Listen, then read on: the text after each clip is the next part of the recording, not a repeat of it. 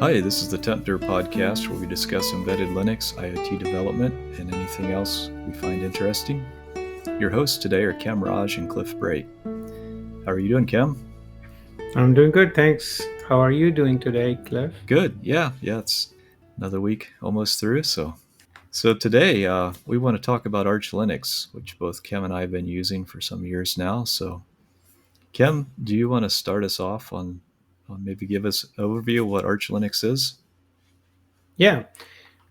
So, I've been using a lot of distributions. You can kind of put me in that category of called distro hoppers, and been using SUSE, you know, Red Hat, Slackware, and in early 2000s, I would be switching my distro, almost every month, or if I didn't stay with one distro for even for a year. Mm-hmm. And I would be trying various DEs and Windows managers and stuff like that. So it was fun, but it was also like there was no single environment I used or no single distribution I used. But in a way, that was good because you learn the various philosophies of these distributions and various design goals that they have in mind. And um, and I think it was working with you when I got introduced to Arch Linux. I think it was like 10 years ago or so. I don't know however long it was. Yeah, I Um, have in my notes. I started around 2002, or at least that's when I posted on my blog about it. So I might have been using it before then, but around 10 years ago is when I started. Yeah. mm, yeah. So yeah, I think the various distribution had different aspects to it. So most of them were time based releases, which means they had a cadence. Some released every year, some released longer than that. And I remember Ubuntu introduced this, every 6 months release uh, cycle, and they have been following it successfully ever since. And and they also had like LTS, which is long term support for every 2 years. So that has been going well. Um, but most of the times, because I was hacking on the distribution as well, so it would happen where I get a new package, new compiler, new kernel, and then I'll just kind of blast that into my well-tested distribution and break it down, and then I'll go do a reinstall. Uh, and so I was always in looking for something that I could use, which is closer to the trunk, so to speak. Um, and I think there are many options out there. I even tried Gen 2 for some time. Yeah, so did Um, I. and So just to let our listeners know, Gentoo builds everything from source, so it doesn't package anything in binary packages. It has recipes that mhm. where you build everything from source, so it can take like a day to upgrade your system where it's just building stuff. Yeah, yeah, it really depends on what your changes are for that day. So but it gets you very optimized in the end system with like latest and greatest perhaps. um, Yeah, and it's also very configurable, so you can yeah. tune your build flags because it's rebuilding everything. Gen 2 can Hmm. optimize everything to the nth degree for your particular processor or setup. Right. So yeah, I think one of the there are many things we'll talk about it, but I think one thing I really liked about Arch at that time was, or at least that was like a attracting factor for me, was the rolling release. Hmm. um, and there were many things that I learned after that, about the distribution, but um, that was clearly what I was looking for at that point of time, and Arch was offering that, so that's where I started to use it. How about your story with Arch? Yeah, so I like you had tried a bunch of different things. Started off with Red Hat Linux when that first came out many years ago, and then Ubuntu was popular. Tried Gentoo for a while because one of my associates really liked it and thought it was the way to go. Then back to Ubuntu. But one thing I really didn't like about Ubuntu is this every six month upgrading the distro. Hmm.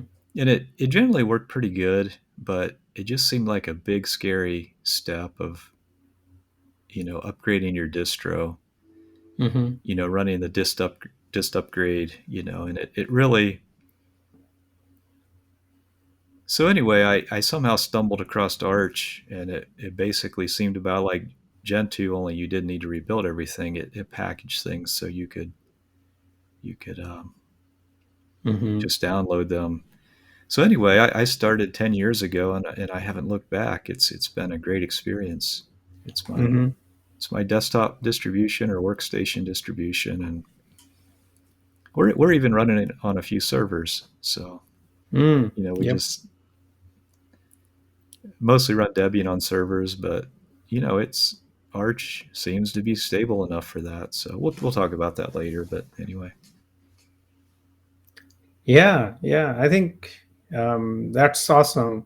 Um, I think similarly, when I started to kind of like play with it, it was the installation process is a little bit involved, hmm or at least it was, at that point, and it can be a little bit daunting. But the ArchWiki comes to help, and I think they have like really outlined the steps really well, and but I think if you're a newbie, you might get a little bit intimidated by it, and what I found was that that's a good learning, to see how the system is set up, how it is partitioned. It also gives you a little bit of view of the system itself when you're setting it up. It's not like you're clicking through some things and then you have no idea how it got partitioned, and what all it's where things are really on the device and stuff like that. So at least my personal opinion there was that it's a good thing that I have to go through this, and I learned the complete file system hierarchy that it is setting up, or at least I have a say in it. Even if I don't have the say in it, I get to see what the defaults are. yeah, that's we should note they do have an installer now, which kind of automates a few of these things. But for years and years, the Arch install process was a document. So you started off with a boot disk, and you had to partition the disks, set up your rootfs, change root to it, bootstrap it, which would install some base stuff. But as far as the bootloader and all that stuff, you had to make your choices. Which of the three bootloaders do you want to use, and you had to Hmm. install that manually. Yeah. And this sounds a little daunting, but their documentation is so good; it's actually a pleasure to work through that process, and it just feels really good. And again, we should probably. It seems like Arch is a developer's OS. It's probably not something a just a computer user would want to use. Although my wife and my father-in-law run it just fine, but I maintain it, so it's not something that the average Windows user is going to just jump in and use. It's more somebody who's a little familiar with computers and wants a really powerful development machine. Hmm.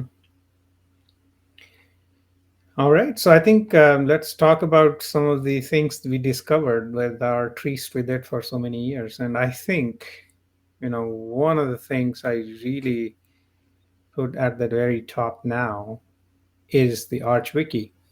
hmm And I felt like, I have, I mean, it might sound like this is Arch specific, but Arch Wiki is regardless of your distributions. There is nuggets of information there, which is so good and targeted.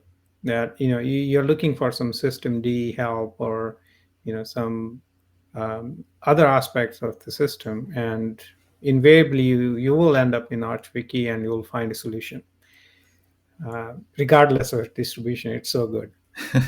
Yeah, if you search on a general Linux topic, um, there's a good chance you'll end up at the Arch Wiki at some point because the documentation is phenomenal. Yeah, yeah, yeah. And so it's like, it's ArchWiki or there's nothing for Hmm. me. Yeah. So every other distribution, or most of them, they pretty much hide the complexity. So Ubuntu, Hmm. they try to make everything polished on the surface, but they really don't give you much documentation on how the internals work, how things are put together. Hmm. And Arch kind of takes the opposite philosophy. They don't try to hide anything. Yeah. They try to document it and um, implement the system as simply as possible, so that the that it can be you can get in there and do what you need to do. And again, as a developer, I find that refreshing. Yeah, yeah, certainly. I think you know many things, but in recently, when I was kind of like moving away from Pulse Audio to Pipewire, and I tried a few things here and there, ArchWiki came to my rescue. Hmm. It kind of like gave me all the information I needed to do the migration away from the PA to Pipewire, and it works amazingly now. So there is like really solid information in there. um, One other thing I'll say about that is Arch Linux supports everything. So if you want Pulse Audio, that's fine. If you want Pipewire, if you want Wayland, if you want X11, mhm. every option out there is supported. If you want KDE, if you want XFCE, it's all in Arch. So say you're transitioning to Wayland, um, you can try it and then just simply use X11 if things aren't working, and you can try it again. And if still have one app that's not working, you can go back and then Yeah. 2 months later try it again. So it gives you the option. All these, you can again choose what works for you, and migrate when it's the right time for you, versus having a distribution policy say, oh, we're switching from X11 to Wayland now, and here it is. Hmm. Yeah, yeah, absolutely. And um, I think one other aspect of it that I really found powerful was its package manager. It's called Pacman, and um, you can basically turn your progress bar into the Pacman as well. I mean, there are packages for that sort of stuff. Really? I Yeah, need to do that. I haven't tried that. Okay. yeah, yeah. It's really funny. You should install that. So anyhow, I think Pacman is really fast, really simple, and it has some powerful features like parallel downloads and things like that nowadays. So it can basically parallelize some of the updating activities really well, because um, I don't know about you, but I update my workstation whenever I want. It's sometimes daily, yeah, sometimes it's every week, but I don't think that unless I'm on a vacation or something, weekly once I do update my system. And so I interact with Pacman quite often, and it has never failed me, in the sense that it kind of like left my system in a veg state. It has happened, but then you go to ArchWiki and you recover it. So usually it puts a log file, and that log file, if something goes wrong, then that is not removed. And then when you run it next time, then it can't run it because it thinks that there's another instance that's running. So that's the biggest or the most common issue I ran into with this one. But besides that, I think I really like the simplicity of it and how fast it is. Yeah, the packaging, the Pacman manager is truly a pleasure to use in Arch Linux, and the Fedora and the Red Hat based distributions. They use a more Python based tools, but I found them to be pretty slow. They all work fine, but it's slow. And Debian and Ubuntu use the Debian packaging tools, and they're somewhat faster. But when you get to Arch, you run Pacman, and it's most of the time is spent downloading. And then once it has things download, it can chunk through those packages just pretty fast, Hmm. and it really makes the friction of updating really low. Yeah. So that's the user experience. But if you look under the hood, their their recipe format for specifying packages is very simple, easy to understand, and I think that has really contributed to the stability and the velocity of the distribution, because it's very easy for people to get in and start new packages, maintain packages. Hmm. They've just reduced the friction of packaging to it just as low as it can go, in my opinion. Yeah. Yeah. Absolutely. So I think the next dream is the Arch user repository, or called AUR. Can you imagine of any package that you can't find in AUR? I Hmm. can't. You It's know, a you rare package that's not in the AUR. So tell us, what is the AUR? so it's the Arch user repository. So there is a core set of packages that Arch manages, in their main repositories, in their testing repositories, and others. But then the Arch community may have their own packages, or things that they are using. And so AUR is a collection of these packages. Essentially, you and I, we can have something, and then we can contribute it there. And what it does then is you basically contribute the recipe most of the time. And so if somebody wants to use it, it basically gets the recipe and prepares the package right there. And I've seen some of the packages, they basically take a binary from a different distribution and repackage it. Hmm. It happens all the time, and it's amazing. I really don't care where they get it from. In the end, I get to see Brave browser, whether they got it from Debian, or they, whatever they did. It's amazing. um, and and I think that's really really powerful feature, in my opinion. Invariably, you would end up using AUR for some of it. I had a, a Dell printer, right, which had a driver, and that wasn't available anywhere other than, so I looked at Ubuntu. They had like some aspects of it for older versions and things like that. And then, but there was a recipe in AVR, and AVR packaged it, created a package for me, and it works. Even my printer back then is still using that, so I'm really happy. Yeah, I had the same experience with my Brother printer. And I've since learned that Brother now supports the open printing standard, so it's driverless now. But Mm, yeah, before that, the AUR had every Brother printer yeah, driver packaged, and it was just AUR or whatever tool you want to use, and away you go. Yeah. yeah, yeah. Yeah, so you name it, like, you have any like themes, your cursors or GTK or whatever, they are in AUR, right? Yeah, And like Zoom, if you want to install Zoom, it's in there.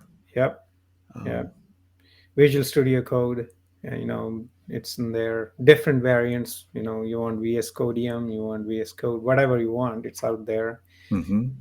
And sometimes they have, a Git version, which is more like a development version, and then they may have a release version. So you can choose which one you want, and I really like that. in many cases that I can try one or the other. Hmm. So one would be a binary, download a Hmm. binary. The other one to download the source and build it from Correct. source. Yeah. Yeah, and I use Yay, Yay, which is actually a Go program, to interact with the AUR. And um, behind the scene, it's basically getting all the dependencies, everything that package needs, and it also offers me an option to delete it afterwards. It's not really cluttering my system. You know, it if you want to keep them because you want to update that often, that's fine. But if you just want it and install once, many times people don't want to update that and again, then you can let go of all the build time dependencies that it brought in. So it's really Hmm. nice, really neat. Yeah. And one other thing we should say about the AUR, the user repository, is these are user contributed recipes. So somebody could put a malicious recipe in there. Hmm. Nobody's, they're not audited. I'm sure if something bad was in there, it would get evicted eventually, but there's nothing to stop a malicious actor from putting something in the AUR. Hmm. But what you can do with the Yay tool is when you run it, you can show diffs. So it'll basically Hmm. show the recipe and basically all the diffs it's pulling in. And one of those diffs will be the recipe. And in there, you can look at the source URI for what it's downloading and what it's actually doing when it's building. Usually they're 20, 30 lines. So it's pretty. I highly recommend auditing that, reading through every package you install, because if you see a source URI going out somewhere uh, dubious, you can kind of tell at a glance if it's on the level. Hmm. Yeah, I think it's really powerful.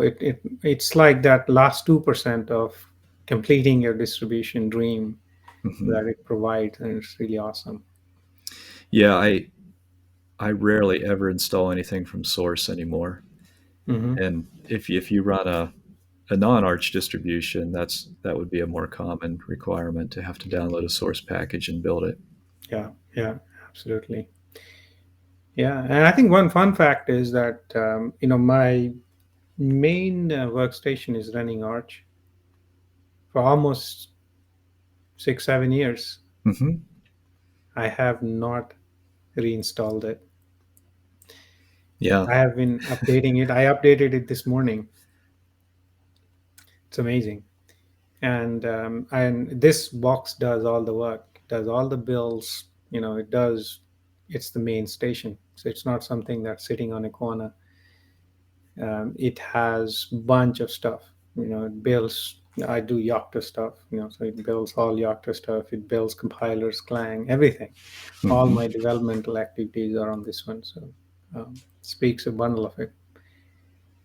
So these are some of the goodies. Now, are there any aspects that are like looked down upon in the Arch approach? Yeah, there's some people may, like we talked about before, it is more of a developer's distribution. It's probably something that you need to be willing Hmm. to dig in if you have to, and kind of know how things are set up. But as I watch other people struggle with other distributions or operating systems, include Windows, it's not all easy over there either. When something goes wrong, it's typically much harder to debug. Where in Arch things are more transparent. But some common objections, people might worry about stability. So if it's a rolling release and they're just pushing new stuff out continually, won't it be breaking occasionally or even all the time? So how do you respond to that? Yeah, it's a valid concern in some cases if you have like some very very important stuff ongoing. So you and I, we may be living on the edge in this Hmm. case. We might have. a way to kind of recover it. But I think one thing that I found that you could use for this is, file systems. When you set up Arch, use file systems which have snapshotting available to you. You have to be careful about, like, how many snapshot you want to keep, and because they do require space. So you just don't want to keep every snapshot, right? But you might want some, whatever suits you. And so things like butterfs, if you use butterfs, you enable snapshotting, you know snapshot it before you do pacman upgrade, Hmm. and then if something goes wrong, choose the different, choose the previous snapshot, and boom, you're right there. Yeah, yeah, that's neat. Okay. So I know, people may say that, people have like ab systems and all that kind of stuff, but this is just using the power of the file system. And I think it's usually, I partition my system in my, root fs is separate, and that's where I would say you end up using butterfs. And for your data partitions, you can still use whichever is the most optimum file system for you. Hmm. Data is not data is your responsibility, so you can't blame arch linux for that. But for specifically for this, um, managing the root fs, that approach works well. Yeah, that's really neat. I would add one thing onto that. I've never done that, but I've also had very few problems. Hmm. So I've never had a upgrade that bricked my system where I couldn't boot it. Yeah. At least not that I can remember. Maybe I'm forgetting. But overall, the stability has been amazing. I don't worry at all when I update, and I update in the middle of the day and in the middle of critical things. If I need Hmm. something new, I just update. I don't worry. Like, is this going to take my machine down and I'm not going to be able to work the rest of the day? No, I just I go ahead because I don't worry about it. Exactly. So, and we've both done this hundreds and hundreds of times. So Hmm. we are pretty much conditioned that it will work. Yeah, yeah. So I think the other aspect I would say is, if you're, you might say that I'm working on a system where, it was released 2 years ago, and if I'm using today's Arch Linux, the tools and things might have changed, which is true. But I think, since the container runtimes have come along, we have switched. At least I use quite a bit of containers for doing the work, and that has kind of made it a lot better, in terms of, because otherwise you end up first fixing it to work on the Arch Linux of today, and then you fix the real problem, and that may not be exactly what you want to do. Yeah. So you're talking about compatibility more now versus stability, Yeah, where you have an old system that needs old tools and old GCC. yeah, So in that case, you would just wrap your build system with a Docker image, something like that. Yeah. and that would isolate you from the Hmm. yeah. So that gets us through that, actually. So in my opinion, I think so far I have found a right mix of, both worlds in Hmm. Arch, where you're not really kind of rolling and rolling and rolling, and then you have this huge thing that you're pulling along, because you're using a rolling distribution, therefore your work has to roll too. It doesn't, with Right. all these techniques. So Yeah. um, yeah, I think now I'm spoiled. I use the latest KDE whenever it comes out. Hmm. Within a week it's on my system. Yeah. Latest tools. Latest kernel, Right. everything. And I'm really happy with my use of Arch so far. Hmm. And I always believed in the stability of the system. It's just that the how do you make it available to to users who would use it as a general compute system. And to that effect, there are some distributions out there which are kind of solving that problem, like we talked about, the installer and the other aspects of and Manjaro, and um, a few other distributions. There's a whole lot of distributions that are based off of Arch. Yeah, lots and lots of options. Hmm. Yeah. So they have their own properties. They derive out of Arch Linux, right? In Arch Linux, you define what you want, more or less. And these distribution might have more look and feel of their own, but they are easier to use. Underneath, you are still using the stability and power of Arch. So Hmm. if you're new, I would say that don't think that Arch is not for you. It is definitely for you. um, and I would recommend to kind of go look at some of these distributions. Um, I found one called Garuda Linux, and I think I really liked the way they were putting the UI and things. And they had like a theme to the distribution, and that's amazing. Yeah. Yeah, that's neat. So with Arch, it's such a nice technology base that many other distributions are just building on top of it. Hmm. Yeah. All right, so I think that's all we had for today, and I think if you have more suggestions around this, please feel free to give us feedback. Um, and thank you for listening. Yeah. Thanks for listening, and we're always available at info@tempter.org. So if you have feedback or suggestions, please reach out. Thank you.